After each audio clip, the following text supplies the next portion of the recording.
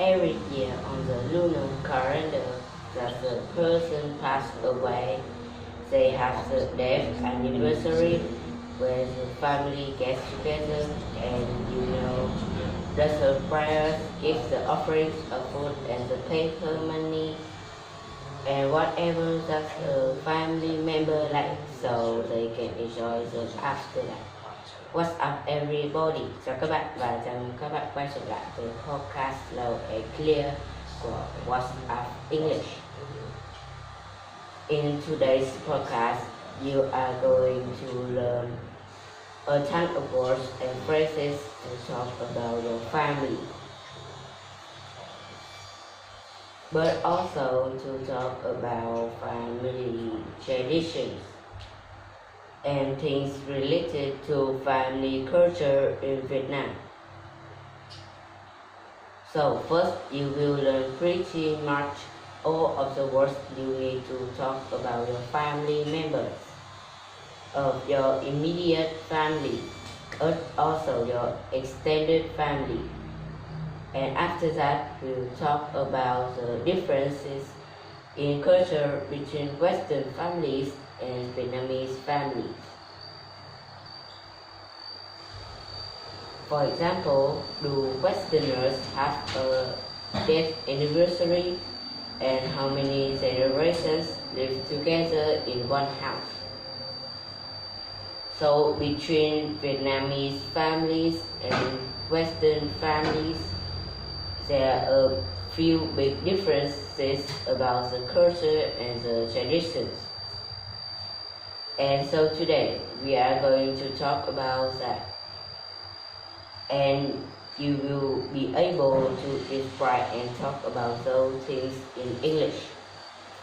But before we get to the podcast, and I want to let you know about my new product called the 1000 most common English words.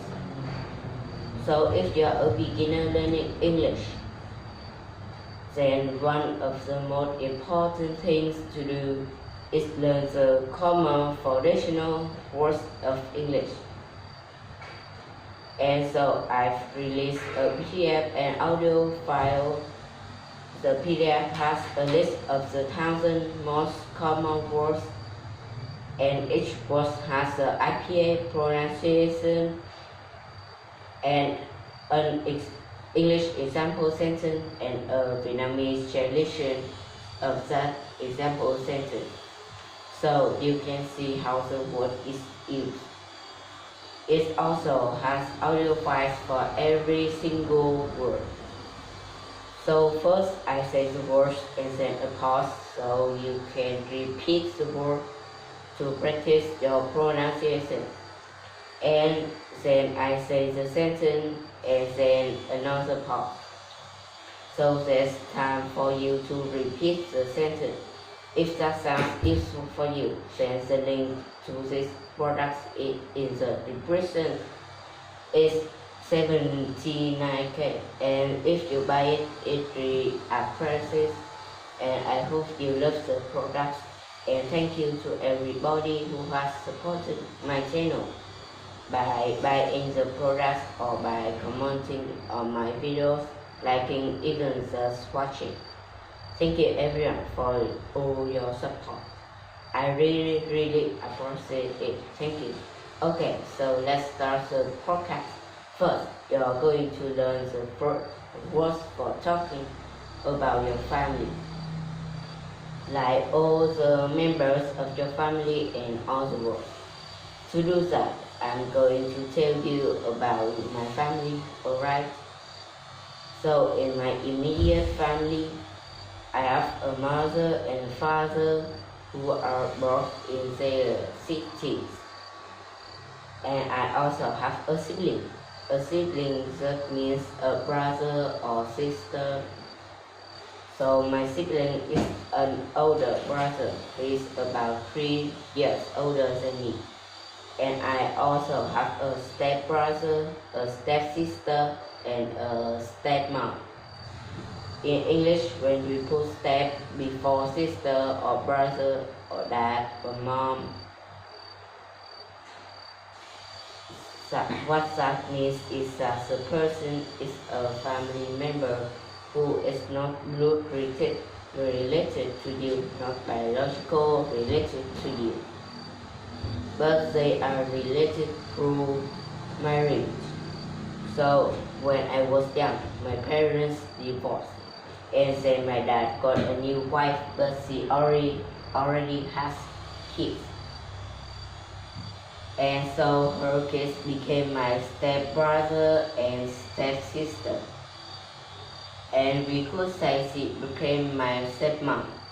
To recap, in my immediate family, I have a mother, a father, an older brother, a stepsister, a stepbrother, and a stepmom. And I am the youngest out of all of them. We don't really have a specific word to describe the youngest child. We just say the youngest child. Like, we don't say childhood or anything like that. If there are 3 kids and you are in the middle, the child is called the middle child, and the oldest one is the oldest child. So there's the youngest child, the middle child, or the oldest. So now let's move on to the extended family. So my brother, my biological older brother, has a wife and a daughter. So his wife would be my, do you know? She would be my sister-in-law. Sister-in-law. So an in-law is someone that is also related to you by marriage. So, for example, if you get married to your husband or to your wife, their parents are your mother or father-in-law, right? If your brother or sister gets married, their spouse is your brother or sister-in-law. Alright, so my brother, he has a daughter, and she became my niece. Now, if my brother had a son, he would be my nephew. So your siblings, children are your nieces and nephews, and to them you are their uncles or aunts, right? So now I will talk about my extended family on my mom's side. In daily English, you can talk about the family on your mom's side or your dad's side simply by saying on my mom's side. For example, my granddad or my grandfather on my mom's side. Or if they are your dad's father, you can say my grandfather or my dad's side. But you can also use the word maternal, which is an adjective that means on your mom's side, or paternal, which is an adjective that means on your dad's side. So your mom's mom would be your maternal grandmother, and your dad's mom would be your paternal grandmother. Maternal, paternal. So now I have one remaining grandparent who is my grandfather, and he is on my. So I have a maternal grandfather. I also have a few aunts and uncles who are my mom's brothers and sisters, and all of them live in England because my mom is English. She was born and raised in England. As for my father's side of the family, from what I know, I have an uncle and a few cousins who live in Montreal, Canada, and the rest of the extended family on my father's side live in Italy. Because my father was adopted by my grandfather, who was from Italy.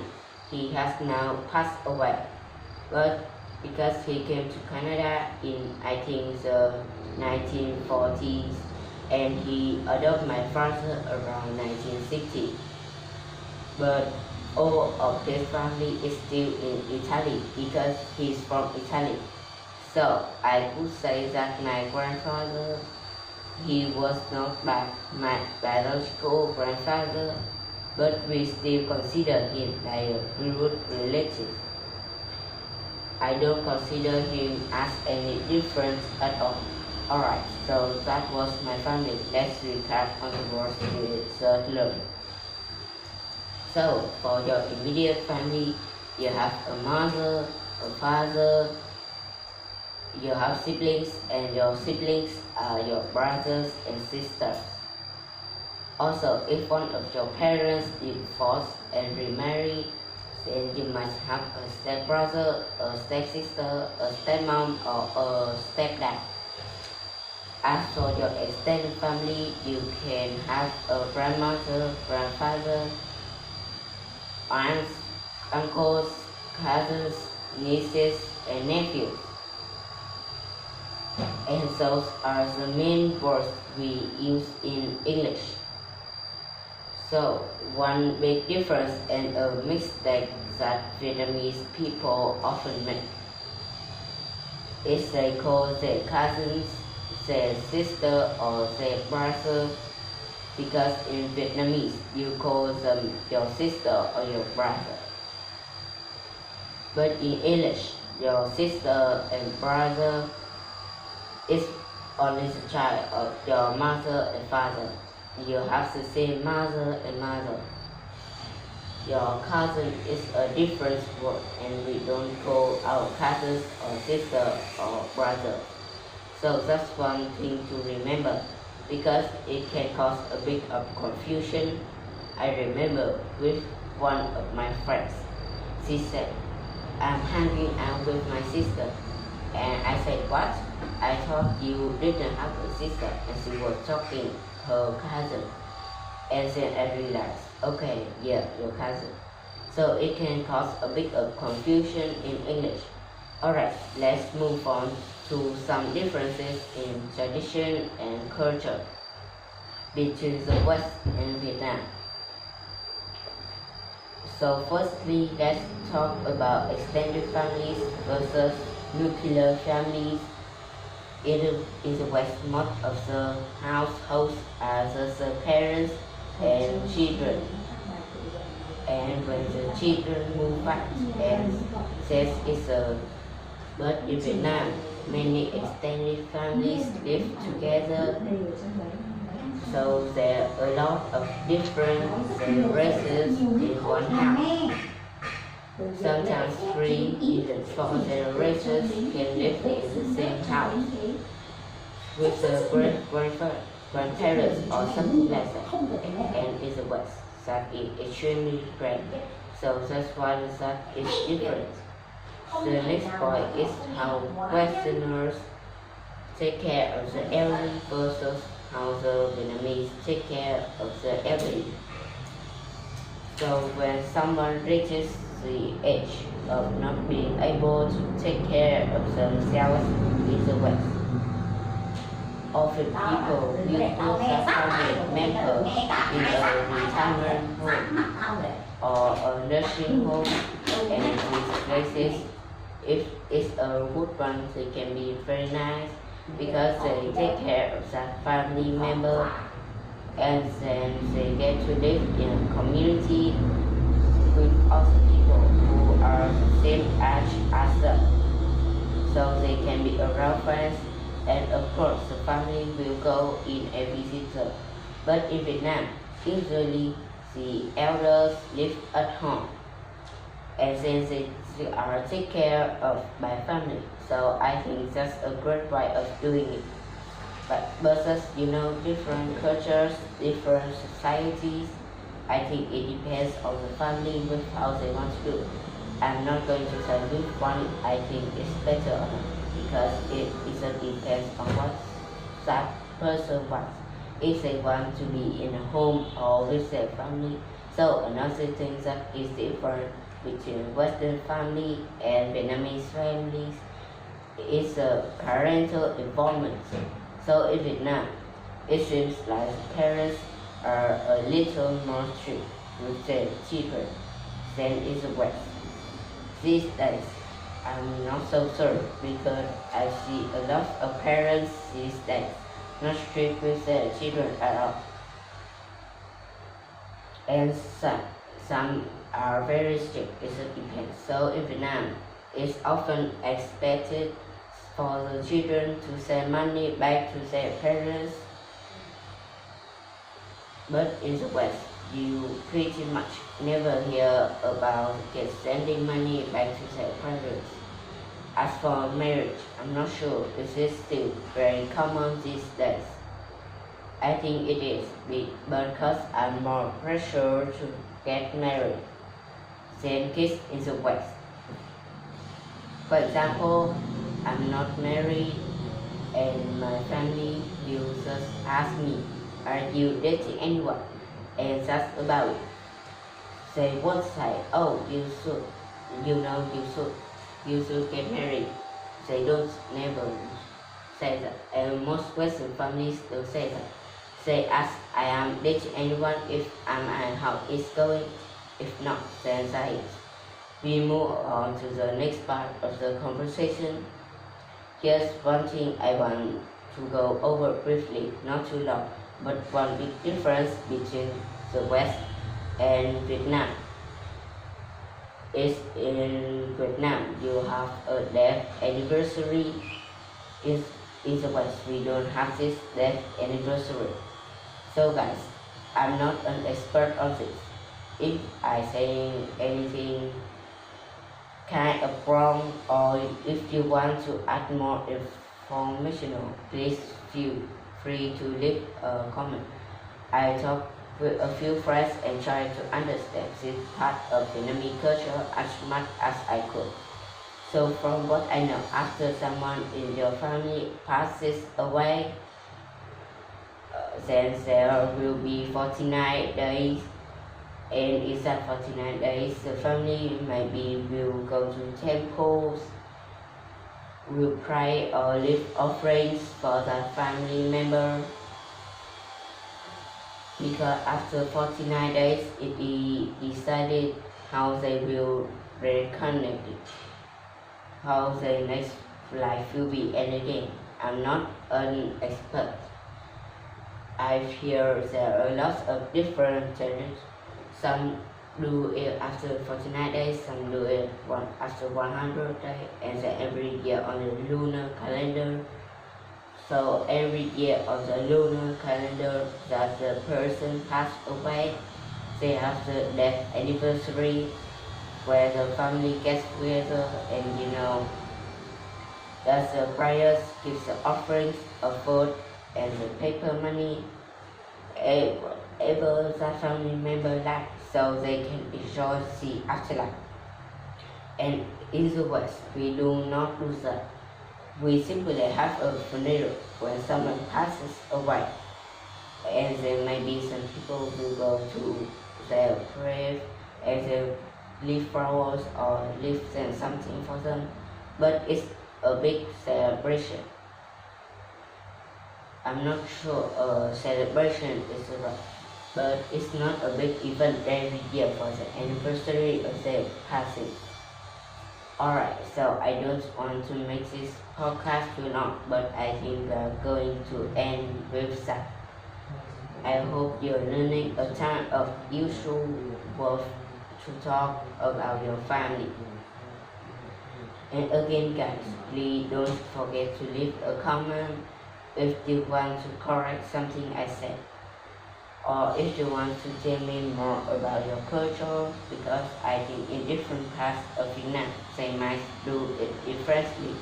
So yeah, I hope you guys enjoy the podcast.